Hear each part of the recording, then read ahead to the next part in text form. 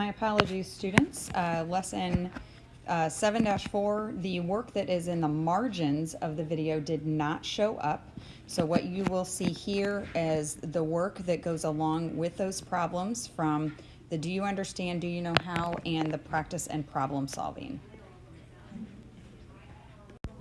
What I will do is I will have these slides here. You might need to pause the video while you're working and copying down the information, and then it will forward to the next page, and you may need to stop that so that you can get all of the work copied into your book.